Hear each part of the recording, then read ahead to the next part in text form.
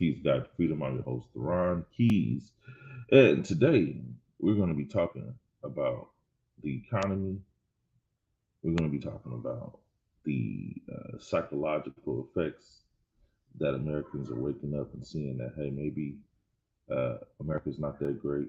And maybe we are a third world country. We're starting to see uh, the world around us a lot differently, and it's affecting us in a lot different ways. We're going to talk about Trump and his tariffs, uh, and we're going to talk about a little bit about capitalism and how the it's starting to become a question of value versus just raping and pillaging. It's gonna be a crazy episode, man. So buckle up. Hopefully you learn something. It's gonna be a lot of truth wrapped up in a meme. So let's get it together. This is Keys Guide to Freedom. Let's talk about it. So first, let's talk about Trump and his tariffs. Right, he's slapping tariffs on everything like Black Friday sale and chaos. Right, uh, and a lot of people have mixed messages or mixed emotions about it. Some people are like, that's going to make everything cost more. It's gonna drive us into you know financial despair, which many of us is already are, if we're being honest. Uh, but you know, let's talk about the good and the bad. So what he's implementing is this: he's saying, hey, listen, I'm going to charge other countries to do business in America. That way, I don't have to charge Americans to live in America. You know, our tax situation, and it's just kind of got out of hand. Right, I'm in California. California will probably tax the highest, other than maybe New York, at about 65% of your income. Right, so that means for every $100 that you make, somehow, some way, the government is taking $65. That's a lot of money, right? That means that you're living literally off $45 for every $100 you make. The tariffs would take relief from that. Yeah, things are going to go up, but what it does is it forces businesses, because understand, you have com- countries, all countries are doing shitty right now. Don't let anybody fool you that um, this mechanism of the global economy, even though if it there's countries thriving way higher than America for sure. Um, they're struggling. Like, banks are broke, so they don't have money to lend. And we're kind of going through this economic shift. Capitalism is starting to be uh, looked at way differently. Um, Growing up, capitalism was it, right? We thought that it was the end all be all. We knew nothing else, right? It was capitalism or socialism, communism, all that shit. But what we're starting to see is that we have sold our souls in America, and what they told us we were the best. We realized that we're not the best, and we may be a third world country. There's a lot of people that's still digesting that. As a fact, with the recent TikTok ban, and everybody's hopping on Chinese app and starting to see how people in China live. I seen a post on TikTok the other day, which was super funny. Right, this guy, he thought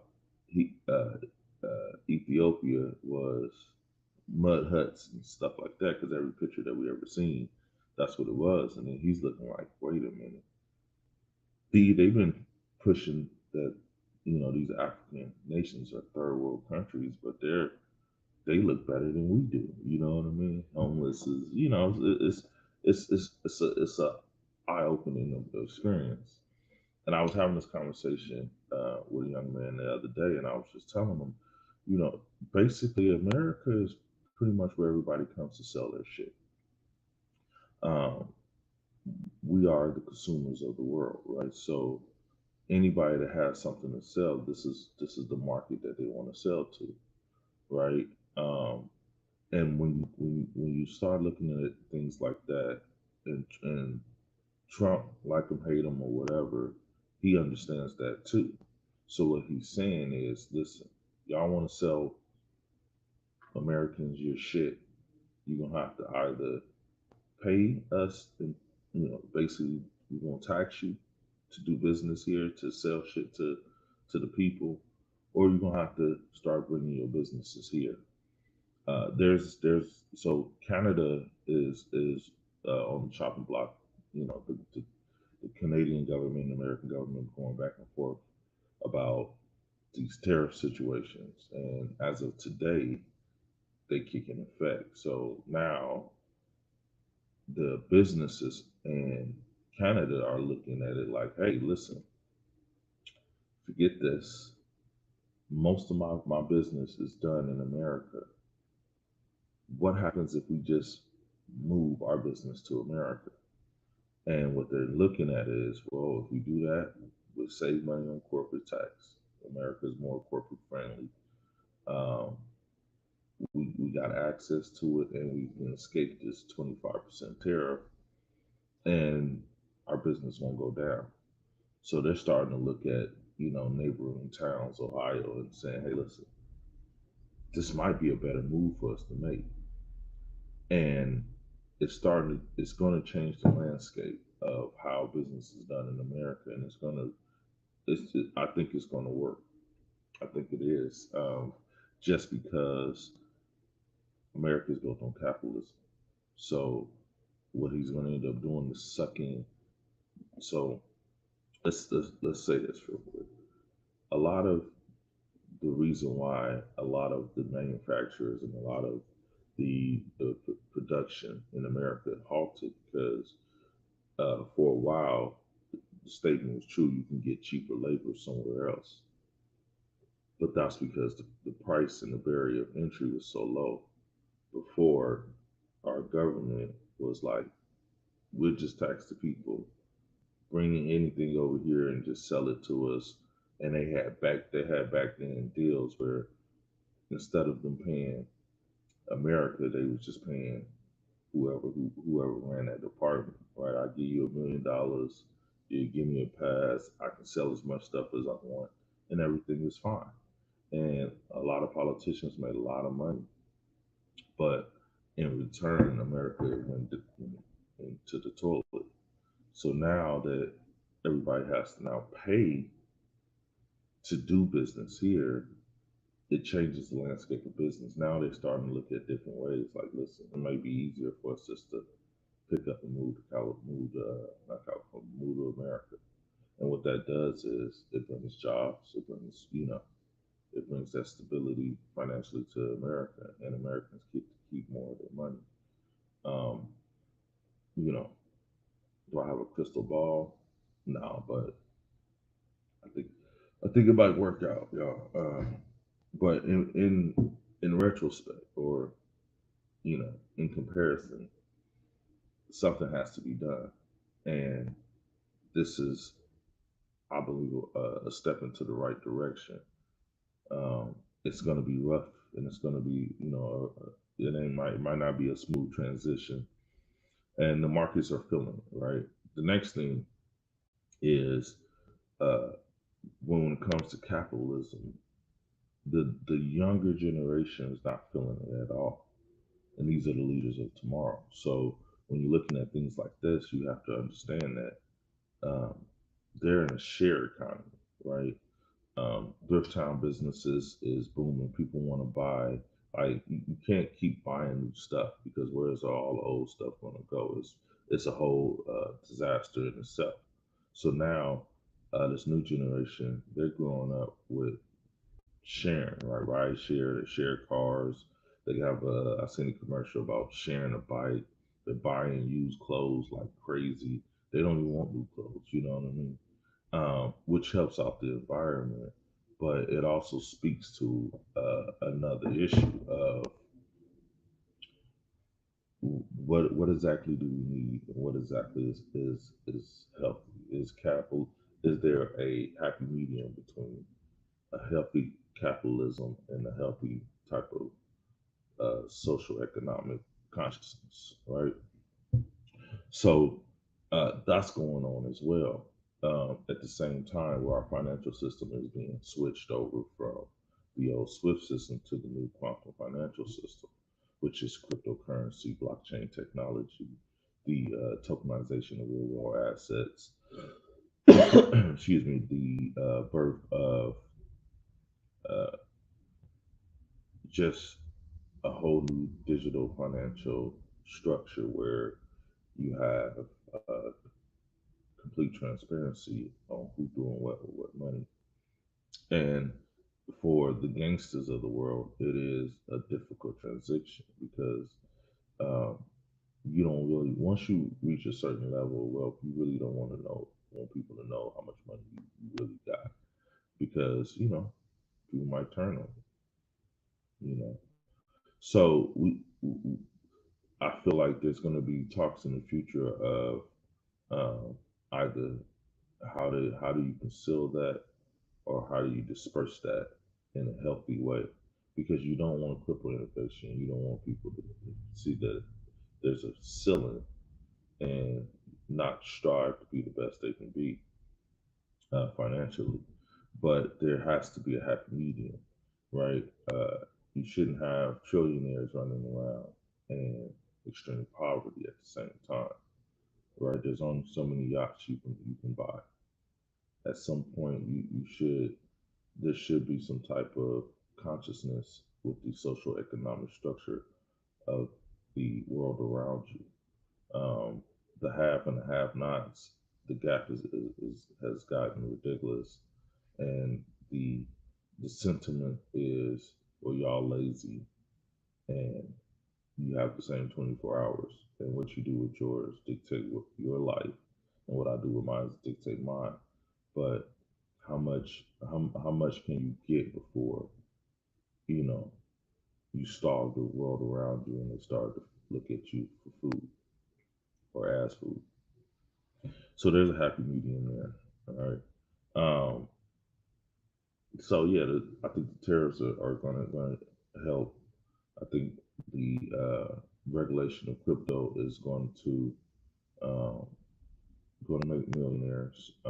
It's going to open up new industries, and it's going to open up new economic, social consciousness, where people can have more uh, transparency on where money is going and what is it being used for exactly.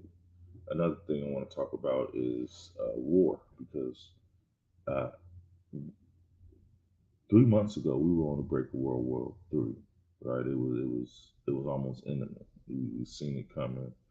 Uh, you know, it was just a bunch of stuff going on. Now it doesn't seem to be that same type of sentiment, and most of it is because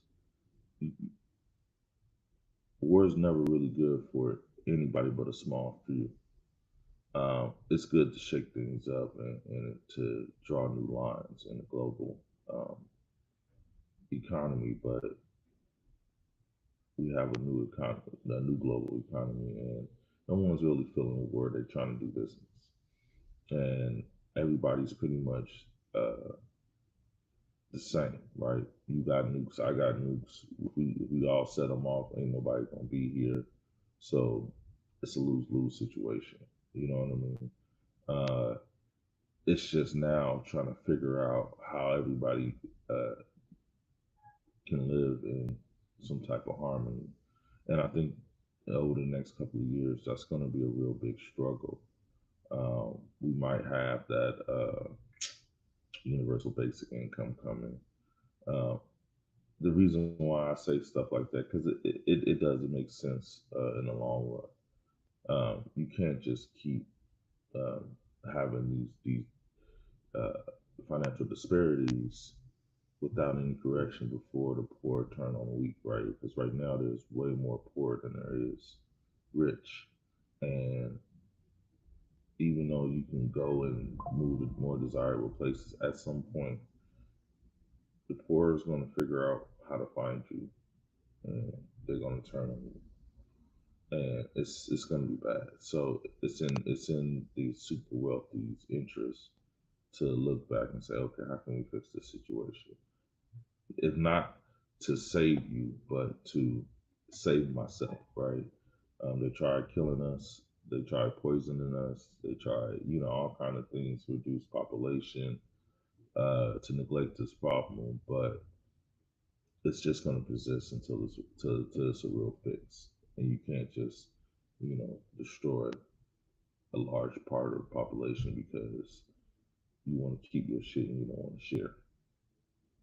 You know, it's kind of one of those things. So the world is, like I said, the world is going through a lot of crazy changes, but it's all positive and it's all needed in the world because, like I said, we're starting to see um, the difference between having an open source things that's free. We have people that invented free water. We have people who is invented you can make gas out of plastics. There's like real world solves that's quietly moving around in the background that is neglecting the capitalistic structure of I have a certain IP or intellectual property or technology, and I will rent it access to it for a fee, and in return, I'll make a lot of money, and I'll do some good. Now it's open source. Hey, listen, if you have technical experience, this is AI. AI can tell you, everything that you want to know. So we had this big issue that it wasn't really an issue. It was kind of like a blow to the structure with this open AI and DeepSeek. So for you guys who don't know, in the AI world, we when OpenAI came out with ChatGPT, it was revolutionary. You had this AI technology that allowed you to ask questions, get answers, build business, do all kind of cool stuff, like a resident genius that everybody can use. It was supposed to be open source. Microsoft paid $1 billion. All of a sudden, it's no longer open source. They keep the best technology for themselves, and they rent out the other part of it. And it's not really what we thought was great until DeepSeek came along, which is a better, cheaper, and free version, which completely decimated the markets for like a day or two. Because the question is why does it cost so much, right? The old system builds industries around certain things. So AI needs computing power, needs high powered chips. So Nvidia all of a sudden skyrockets because they have a monopoly on chip making. You know what I mean? And then leave it up to the Chinese. They figured out how to do that for cheaper with not as great chips and make it better and then make it free for anybody to use. And the question is, why do you need billions of dollars when they did it for a quarter of your budget?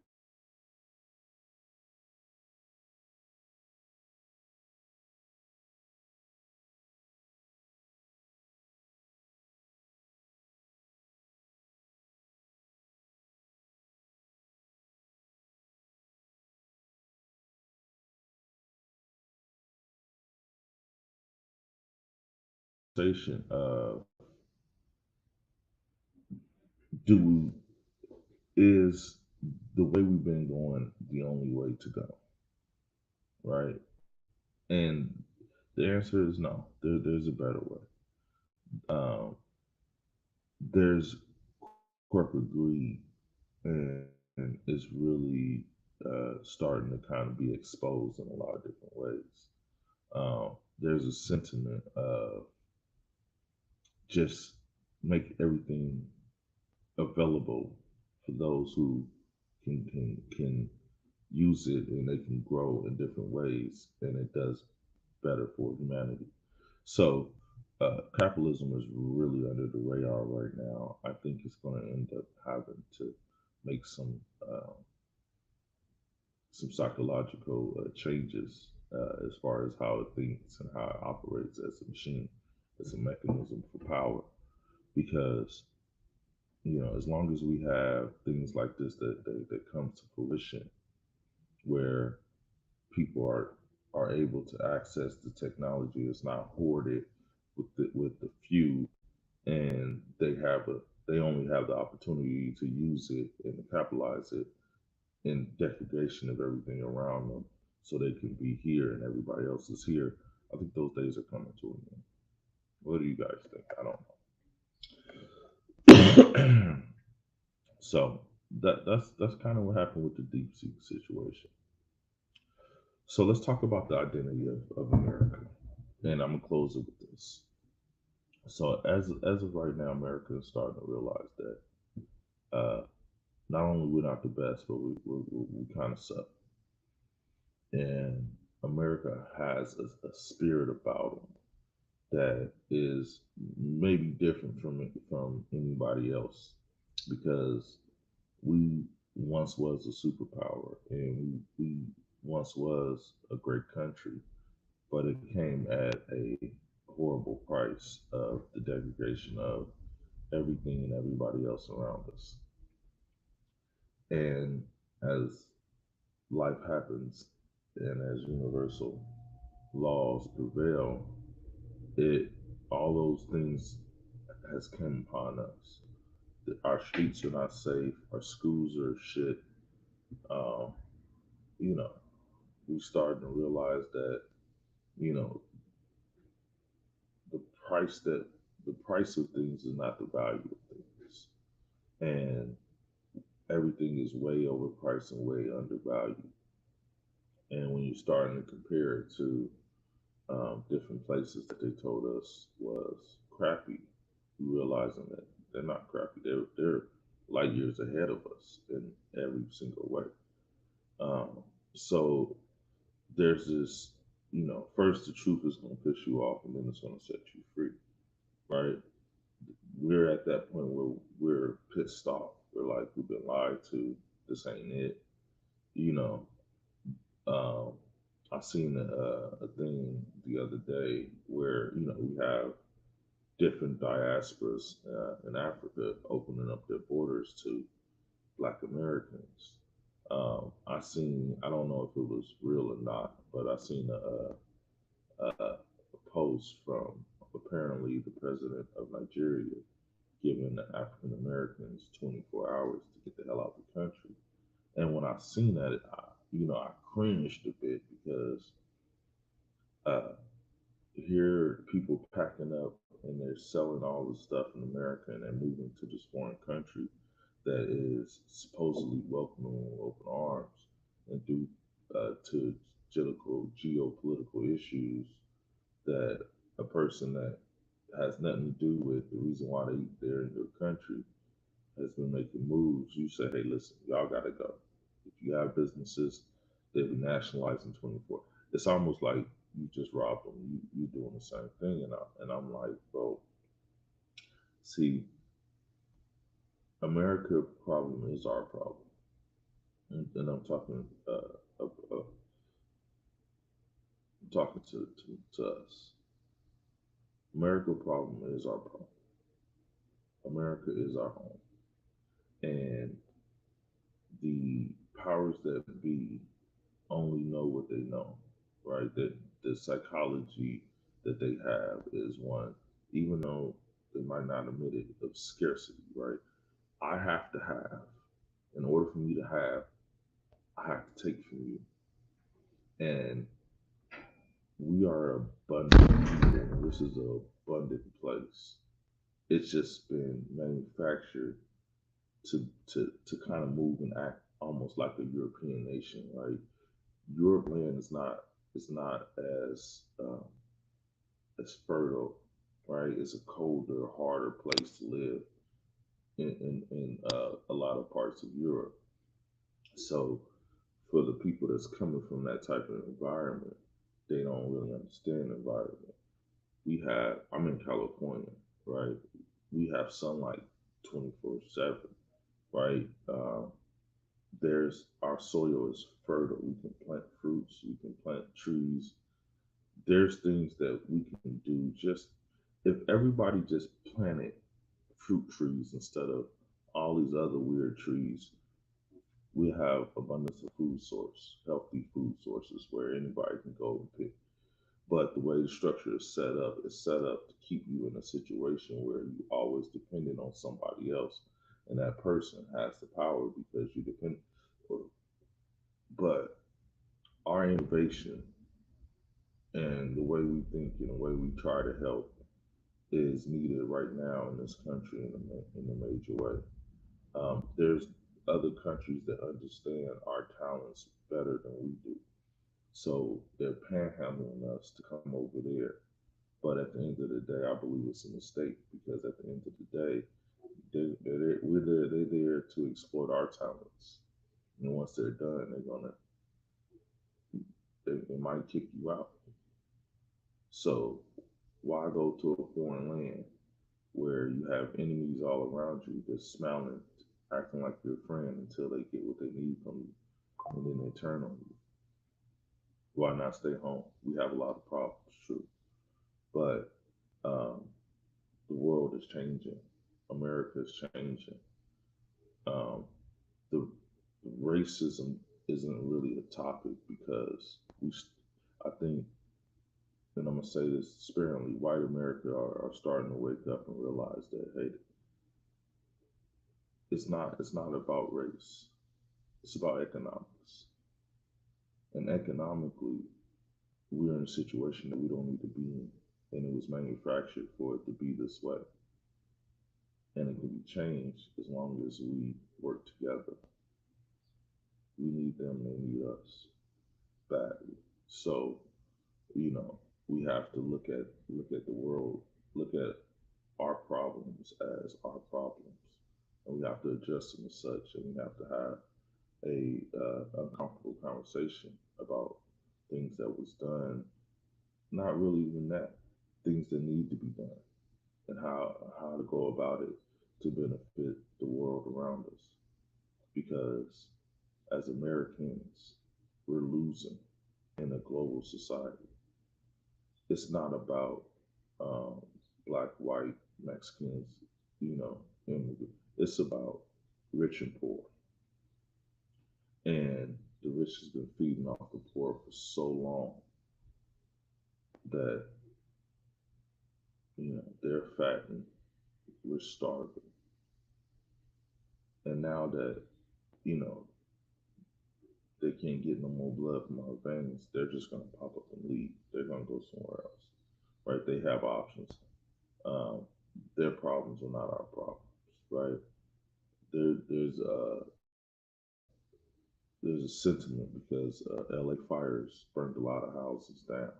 A lot of famous people lost their houses.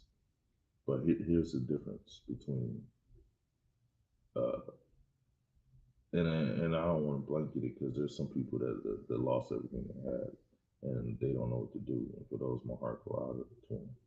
But understand that a lot of those people, not a lot, but enough of them, they might have lost their house, but it was one of their houses. It wasn't their main. It wasn't their. It wasn't all their homes, right?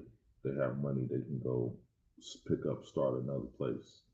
They might have lost their LA home, but they have a home in Aspen. You know what I mean? Like it's a different sentiment.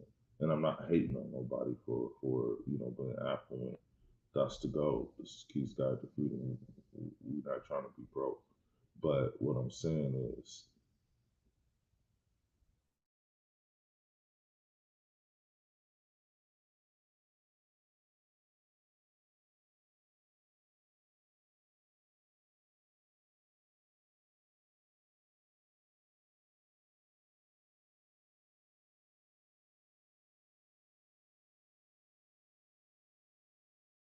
at some point